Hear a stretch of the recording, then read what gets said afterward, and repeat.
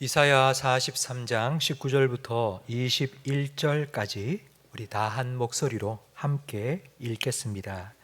보라, 내가 새 일을 행하리니 이제 나타낼 것이라. 너희가 그것을 알지 못하겠느냐?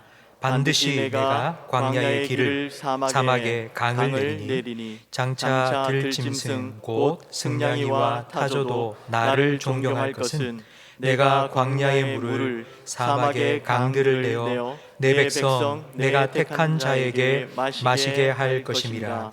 이 백성은 내가 나를 위하여 지었나니 나를 찬송하게 하려 함이니라. 아멘. 오늘 교회에 뭐가 좀 달라진 것 같지 않습니까? 네, 앞에 현수막을 어제 바꾸었습니다. 여러분 보시기에 오른쪽에 있는 이 현수막 2022년 우리 교회의 표어입니다. 그리고 오늘 설교 제목이기도 하고요. 우리 다 같이 함께 읽어볼까요? 새 일을 행하실 하나님을 기대하라. 아멘. 이쪽 현수막에는 위에서부터 빛이 쭉 비치고 있고요. 근데 이쪽 현수막은 아래에서부터 빛이 쭉 비치고 있습니다. 왜 이렇게 했는고 하면 새 일을 행하실 분은 하나님이십니다. 그러나 하나님께서는 교회를 통해서 이 땅 가운데 새 일을 이루어 가십니다. 2022년 한 해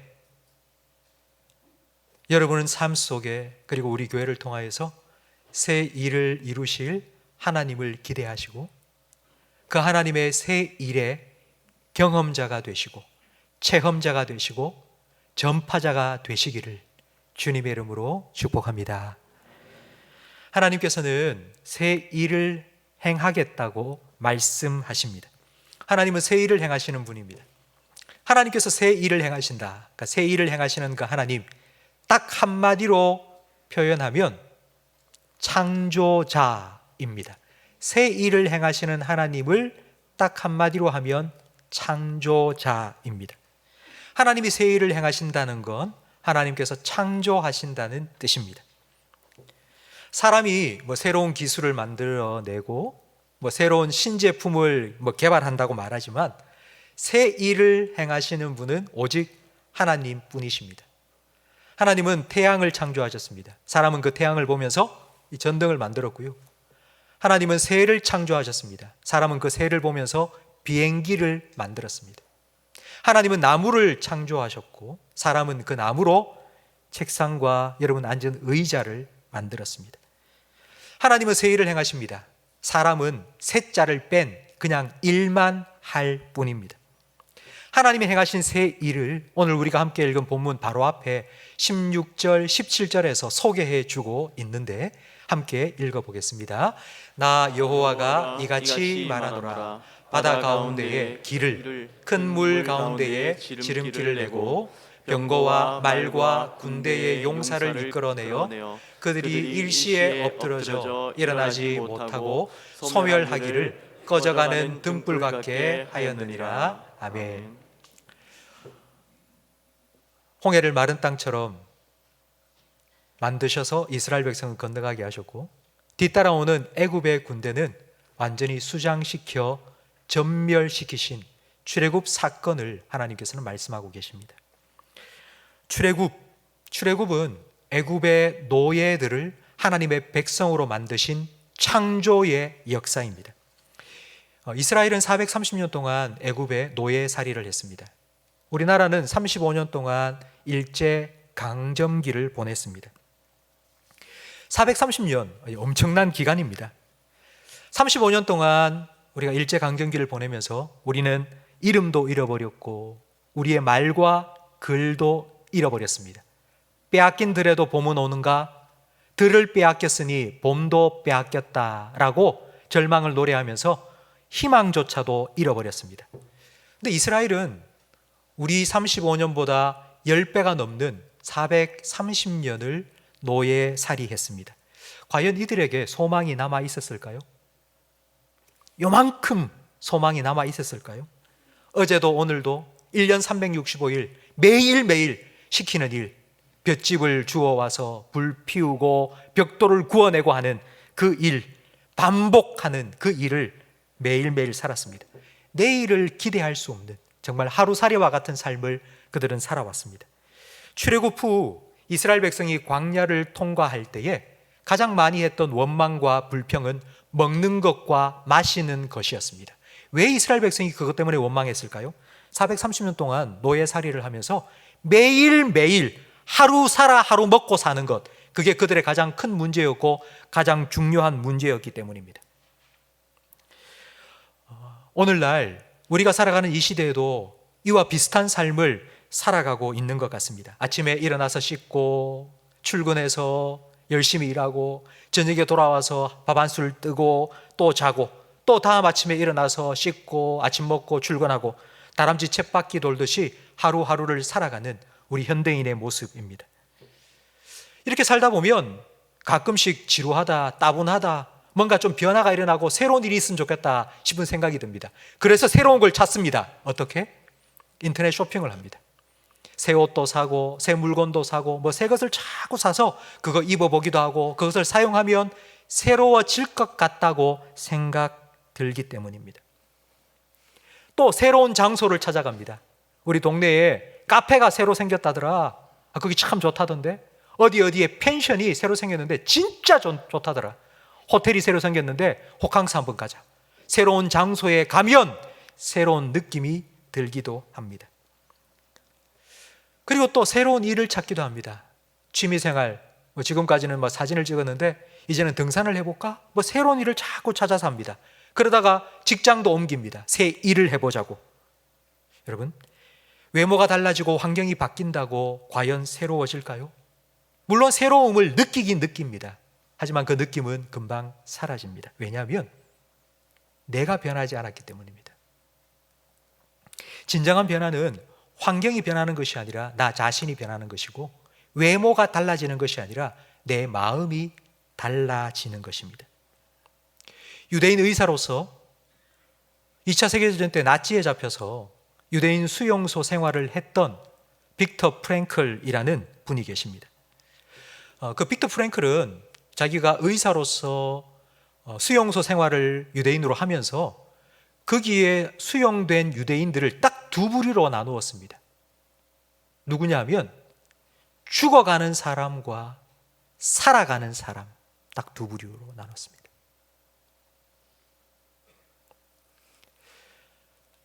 포로로 유대인 수용소에 살고 있는데 어떤 사람들은 매일매일 죽어갑니다. 매일매일 죽어갑니다. 죽지는 않았습니다. 하지만 매일매일 죽어갑니다. 근데 어떤 사람은 매일매일을 살아갑니다. 그리고 매일매일을 살아가는 그 사람들 중에 이 빅터 프랭클 박사와 같이 결국 생존에서 자유를 누린 사람들도 많이 있었습니다. 그런데 왜 어떤 사람들은 하루하루 똑같이 살면서도 죽어가고 어떤 사람은 살아갈까? 그 이유를 사람들을 만나서 이야기해 보면서 딱 한 가지 차이를 발견하게 되었는데 그게 바로 자기가 살아가는 이유가 있다는 것입니다.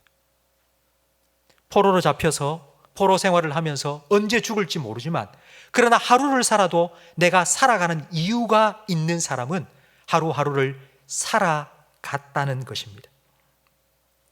이 빅터 프랭클 박사님이 이제 나중에 수용소에서 풀려나서 의사가 되었고 정신과 상담을 해주는 그런 의사가 되었습니다. 근데 그에게 한 사람이 중년 신사가 찾아왔습니다. 몇 년 전 아내가 죽었습니다. 그러니까 상처한 그 아픔 때문에 우울증이 걸린 것입니다. 그래서 몇 달 동안 상담도 하고 그리고 약도 처방을 해 주었지만 나아지지 않습니다. 그래서 하루는 나를 잡고 그 중년 신사를 불러서 이런저런 이야기를 하면서 한 가지 질문을 이렇게 던졌습니다. 선생님, 만약 선생님께서 먼저 돌아가셨고 아내분이 살아 계셨다면 어떻게 되었을까요? 그러자 그 중년 신사는 한참 생각하다가 선생님, 생각만 해도 너무 끔찍합니다. 제 아내가 지금 제가 겪고 있는 이런 우울증과 아픔을 겪어야 한다니 제 아내는 견딜 수가 없었을 겁니다. 그러자 그 박사님은 이렇게 말합니다. 그것 보세요, 선생님. 선생님께서 지금 겪고 있는 고통은 아내를 대신해서 겪고 있는 겁니다. 그러자 그 중년 신사는 깨닫게 된 겁니다. 내 고통이 내 아내를 대신해서 겪고 있는 거구나. 내가 이런 고통을 겪지 않는다면 내 아내가 이 고통을 겪어야 했을 텐데. 그 순간 우울증이 사라졌습니다. 그리고는 다시는 상담을 받으러 오지 않고 건강하게 살아갈 수 있었습니다. 여러분, 뭐가 달라졌습니까? 이 중년 신사의 어제와 오늘 뭐가 달라졌죠? 어제는 죽겠다, 마음이 너무 힘들다, 나 괴로워 죽겠다, 못 살겠다 이랬던 사람이 오늘 박사님을 만나서 상담을 하고 난 후에는 우와, 그게 그런 거구나, 감사합니다, 내 아내가 그런 고통을 겪지 않고 내가 겪게 되어서 감사합니다. 그럼 뭐가 달라진 것입니까? 마음이에요, 마음. 상황도 환경도 달라진 건 아무것도 없습니다. 그런데 자기 아픔을 바라보는 시각이, 관점이 달라진 것이고 마음과 생각이 달라진 것입니다. 저는 목사로서 설교를 준비합니다. 제가 참 힘든 게 뭐냐 하면 설교 준비가 잘 되지 않을 때입니다. 설교 준비가 안 되면 몸도 마음도 다 힘들어집니다. 목사님들 함께 모여서 이런 고민을 함께 나누는데 한 목사님이 이렇게 얘기를 하시는 거예요. 설교 준비가 안 되는 건 하나님께서 그 주일날 은혜를 주시려고 하기 때문에 마귀가 공격하는 것 때문이다. 제가 그 말을 딱 듣는 순간 생각이 확 달라진 겁니다. 설교 준비가 안 돼서 막 힘들게 억지로 설교 준비를 할 때 이전까지는 제 마음속에 이번 주일날 설교 죽쓰겠구나 이런 생각을 가졌습니다.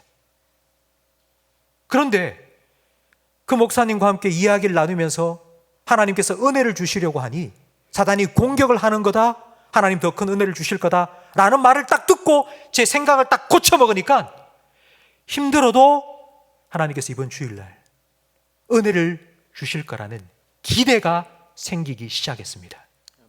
성도 여러분, 뭐가 달라졌습니까? 여전히 설교 준비를 하면서 힘든 시간이 많이 있습니다. 제 생각이 달라졌고 제 마음이 달라진 겁니다. 로마서 12장 2절은 이런 마음의 변화를 받으라고 말씀하고 있습니다. 함께 읽어보겠습니다. 너희는 이 세대를 본받지 말고 오직 마음을 새롭게 함으로 변화를 받아 하나님의 선하시고 기뻐하시고 온전하신 뜻이 무엇인지를 분별하도록 하라. 아멘. 마음을 새롭게 함으로 변화를 받아 라고 할 때 이 변화를 받는다는 성경 원어는 모르페우스입니다. 근데 모르페우스라는 이 단어를 요즘은 뭐라고 쓰는 거 아니?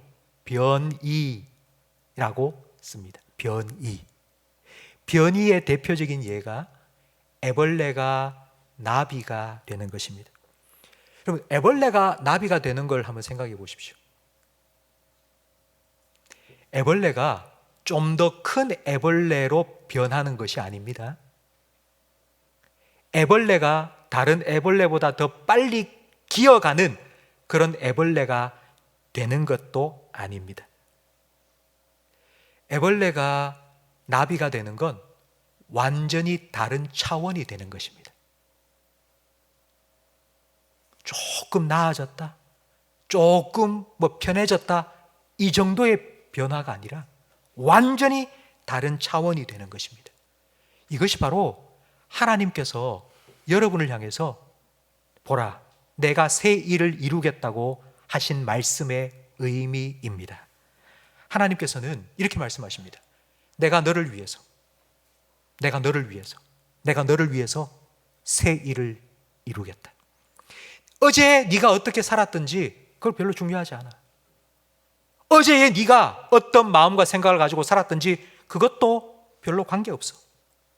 오늘 내가 너를 새롭게 만들어 줄 거야. 너의 생각, 너의 시선, 너의 관점, 하나님의 마음으로, 하나님의 시각으로, 말씀의 관점으로 내가 바꾸어 줄 거야. 하나님께서는 우리에게 말씀하십니다. 하나님께서는 에스겔 선지자를 통하여서도 똑같은 약속을 해주셨습니다.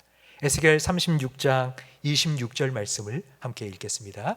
또 새 영을 너희 속에 두고 새 마음을 너희에게 주되 너희 육신에서 굳은 마음을 제거하고 부드러운 마음을 줄 것이며 아멘. 새 일을 행하실 하나님, 우리의 마음에 새로운 마음을 창조하실 그 하나님, 그 하나님을 믿지 못하고 기대하지 못하면 우리의 마음은 점점 딱딱하게 굳어집니다. 세상 살아가면서 걱정, 근심 쌓이고 쌓여서 아무리 내가 깨트리려고 해도 깨지지 않을 그런 보도블록과 같은 그런 딱딱한 마음으로 굳어질 수밖에 없습니다. 지금 이사야 선지자는 하나님의 말씀을 전하고 있는데 누구에게 전하고 있느냐 하면 70년 동안 바벨론 포로 생활을 한 이스라엘 백성입니다. 이제 포로 생활을 끝내고 귀환을 앞두고 있습니다. 여러분, 70년 포로 생활을 끝내고요, 이제 고향 이스라엘로 돌아간다 생각을 해보십시오. 과연 이스라엘 백성들이 어떤 마음을 품었겠습니까? 부푼 꿈을 안고 기대와 벅찬 마음으로 이제 돌아갈 수 있어, 이제 돌아가면 우리가 정말 잘 살 수 있을 거야. 여러분, 그런 마음이었을까요? 그렇지 않습니다. 70년 전 예루살렘과 이스라엘은 바벨론에 의해서 완전히 초토화가 되었습니다.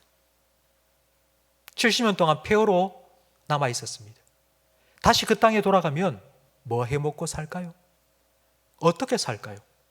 너무 막막하지 않겠습니까? 성도 여러분, 지금 우리는 코로나를 통과하고 있습니다. 우리는 코로나가 빨리 종식되었으면 좋겠다, 빨리 종식되었으면 좋겠다 라는 마음을 다 가지고 있습니다. 그런데 만약 코로나가 종식된다면 여러분 어떻게 하시겠습니까? 정말 코로나가 끝났다. 코로나가 끝나고 난 이후에 정말 엄청난 급격한 변화가 이 세상 가운데 일어날 것이라고 다들 예측하고 있습니다. 과연 어떻게 살까요? 무엇을 하고 살까요? 과연 우리는 거기서 살아남을 수 있을까요? 여러분, 막막하지 않습니까? 이런 우리를 향해서 하나님께서 지금 말씀하시는 거예요. 여러분을 향해서 하나님께서 지금 말씀하고 계십니다. 내가 새 일을 행하리라.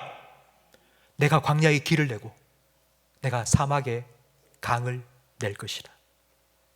그래서 내가 택한 백성 너희들에게 마시게 할 거라.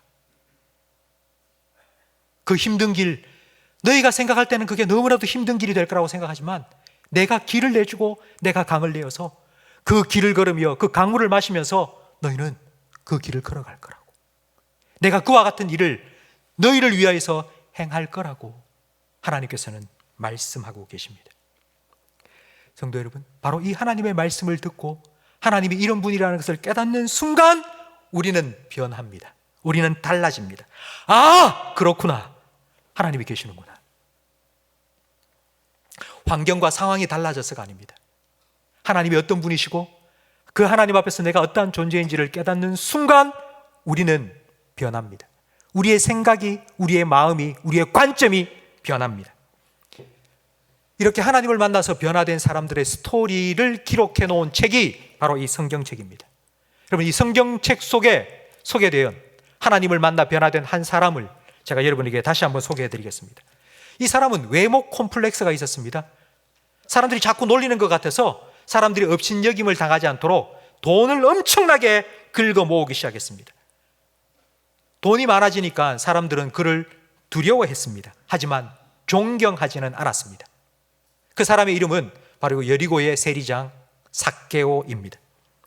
어느 날 예수님께서 찾아오셨습니다. 그를 만나 주셨고 그에게 이렇게 말씀하셨습니다. 삭개오야, 오늘 내가 너의 집에서 하룻밤 묵어야 되겠다.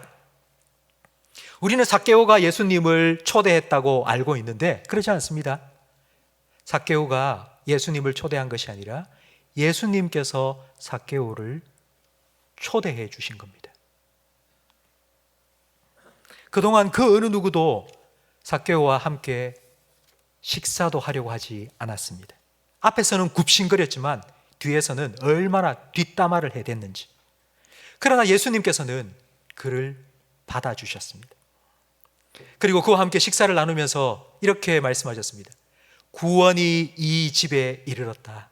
너도 하나님의 자녀가 되었다. 그러자 삭개오가 예수님, 제 재산의 절반을 팔아서 가난한 자들에게 나누어 줄 거고요, 내가 누구의 것을 빼앗은 것이 있다면 4배를 갚아주겠습니다. 왜 그랬을까요? 삭개오가 왜 이렇게 하겠다고 했을까요?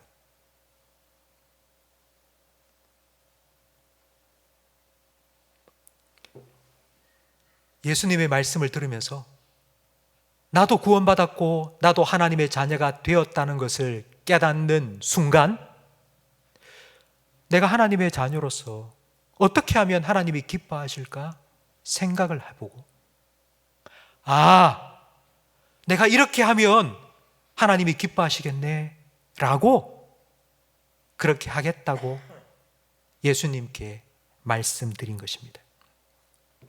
삭개오가 예수님을 만난 그 순간이 그의 인생의 전환점입니다. 변화의 순간이었습니다. 그 전까지는 어떻게 하면 남들보다 내가 더 커 보일까? 남들보다 어떻게 하면 더 빨리 꿈틀꿈틀 기어갈 수 있을까? 그런 생각만 하고 살았던 애벌레였는데 예수님을 만나자 나비가 되었고요, 날개를 펴고는 날아올랐습니다. 애벌레 때에는 모든 것이 다 자기를 방해하는 장애물일 뿐이었습니다. 조그만한 문제가 있고 조그만한 힘든 일이 있어도 못하겠다, 안 된다, 죽겠다, 그런 말이 입에서 튀어나왔습니다. 내가 이 사람 때문에 힘들어서 못 살겠고 저 사람이 내 앞길을 가로막는 장애물이고, 그런 생각만 하고 살았습니다. 그런데 이제 예수님을 만나고 나비가 되어서 훌쩍 날아오르니 모든 것들이 문제도 되지도 않고 장애물도 되지도 않는 것입니다. 애벌레에서 관점으로 보니 다 문제거리였습니다. 그러나 나비의 관점으로 보니, 하나님의 관점으로, 말씀의 시각으로 보니 그것이 문제가 아닌 것이었습니다. 이것이 바로 하나님께서 우리 마음을 새롭게 창조하시는 새 일입니다. 상황 환경이 바뀌는 게 아니라 하나님께서는 그것도 바꾸실 수 있습니다. 여러분의 상황, 형편, 처지 하나님께서 바꾸실 수 있습니다. 그러나 날마다 매일매일 하나님께서 여러분의 삶에 행하실 새 일은 우리의 마음과 생각, 우리의 시각과 관점을 하나님의 말씀으로 바꿔주시고 새롭게 해 주시는 것입니다. 성도 여러분, 매일매일 이와 같은 새롭게 우리의 마음을 창조하실 그 하나님을 믿고 의지하며 기대하며 살아가시기를 주님의 이름으로 축원합니다. 내가 아침에 눈 뜨고 딱 일어나면요, 오늘 내가 해야 될 일이 뭐지? 오늘 누구 만나야 되고 오늘 뭘 해야 되고, 여러분, 내가 할 일만 생각하지 말고 하나님께서 나를 위해서 어떤 새 일을 행하실지 여러분 기대하며 하루를 시작하시기를 주님의 이름으로 축원합니다. 여러분 앞에 광야가 놓여 있습니까? 여러분 앞에 사막이 가로막혀 있습니까? 하나님께서 우리에게 말씀하십니다. 광야에 내가 길을 내겠다고, 사막에 강을 낼 것이라고. 그 하나님을 여러분이 기대하며 살아가시기 바랍니다. 성도 여러분, 우리가 이 하나님을 기대하지 않으면 마음이 힘들어지고 살아가는 게 힘들어집니다. 모든 것이 문제로 보입니다. 모든 것이 장애물로만 보입니다. 어떻게 살까? 막막해질 수밖에 없습니다. 그러니 우리는 새 일 행하실 하나님을 기대하며 살아가야 합니다. 제가 아침에 새벽 기도를 오기 위해서 눈을 딱 뜨면요, 제일 먼저 하는 기도가 있습니다. 그 기도가 여기 이 기도입니다. 제가 하는 기도지만 저는 여러분들도 이렇게 기도하면서 하루를 시작했으면 좋겠다 생각이 되어서 좀 적어봤는데요. 우리 함께 다 같이 읽어보겠습니다. 하나님 아버지, 새날 주시고 새 생명 주시니 감사합니다. 하나님께서 연장해 주신 하루, 하나님께서 새 일을 행하여 주셔서 오늘이 내 인생의 최고의 날이 되게 해 주시옵소서. 예수님 이름으로 기도합니다. 아멘. 그냥 눈 뜨면 그냥 이불 속에 누워 계시는 채로 한번 해보세요. 여러분, 달라집니다. 여러분의 하루가 새 날이 됩니다. 저는 매일 아침 눈 뜨면 이 기도로 시작합니다. 하나님을 기대합니다. 하나님께서 하루를 연장해 주셨는데 그냥 하루, 그냥 또 하루가 아니라 진짜 오늘 하루 하나님께서 나와 함께 하셔서 이 하루를 정말 복된 하루로 행복하게 살아가도록 하나님께서 새 일을 행하실 것이라고 기대하면서 살아갑니다. 성도 여러분, 한 번만 더 우리 이 기도문을 다시 한번 읽어보겠습니다. 하나님 아버지, 새 날 주시고 새 생명 주시니 감사합니다. 하나님께서 연장해 주신 하루, 하나님께서 새 일을 행하여 주셔서 오늘이 내 인생 최고의 날이 되게 해 주시옵소서. 예수님 이름으로 기도합니다. 아멘. 하나님께서는 이 기도에 반드시 응답해 주실 줄로 믿습니다. 아멘. 하나님께서 이 기도에 응답해 주시는 증거가 무엇인지 21절 말씀에 나오는데요. 우리 21절 말씀을 한번 읽어보겠습니다. 이 백성은 내가 나를 위하여 지었나니 나를 찬송하게 하려 함이니라. 아멘. 하나님께서 우리를 지으셨습니다. 지었다는 말은 제가 처음 시작하면서 말씀드린 것처럼 창조했다는 의미입니다. 애굽의 노예를 하나님 백성으로 만드신 것, 그 창조의 역사처럼 하나님께서는 우리를 구원하여 주시고 하나님 자녀 삼아 주셨습니다. 새롭게 창조해 주셨습니다. 그 이유가 무엇인가 하니 나를 찬송하게 하려고, 하나님을 찬송하게 하려고. 저는 두 아이의 아버지입니다. 두 아이를 기르면서 키우면서 아버지로서 제일 기뻤던 적이 언제인가 생각해 보면 아이들을 위해서 뭔가 자그마한 선물을 사주고 그리고 아이들이 해달라는 거 뭐 해주면요, 아이들이 우와 아빠 최고예요, 아빠 감사해요, 아빠 사랑해요 라고 말할 때입니다. 그게 얼마나 큰 기쁨인지 저는 아이들로부터 그 이야기를, 그 말을 또 듣고 싶어서 아이들이 원하는 것 자꾸 해주고 싶더라고요. 하나님 아버지도 똑같습니다. 하나님 아버지께서도 자녀인 우리가 하나님 최고예요, 하나님 정말 대단하세요, 하나님 어떻게 이런 일을 하셨어요, 하나님 감사합니다, 하나님 사랑해요, 그렇게 하나님을 찬양하는 것을 너무너무 기뻐하세요. 바로 그것 때문에 하나님께서는 새 일을 우리의 삶에 계속하여 행하여 주시겠다고 약속하셨습니다. 하나님은 여러분을 위해 새 일을 행하실 것입니다. 하나님이 행하신 그 새 일을 보는 사람은 하나님을 찬양하는데, 새 일을 보고 하나님을 찬양하는 그 찬양을 새 노래라고 부릅니다. 시편 98편 1절 말씀을 우리 함께 읽겠습니다. 새 노래로 여호와께 찬송하라. 그는 기이한 일을 행하사 그의 오른손과 거룩한 팔로 자기를 위하여 구원을 베푸셨음이로다. 아멘. 새 노래는 이전에 불렀던 노래가 아닙니다. 과거를 추억하면서 5년 전에, 10년 전에 내가 그런 은혜를 받았는데 옛날이요, 그게 아니고요, 진짜 새 노래라고요.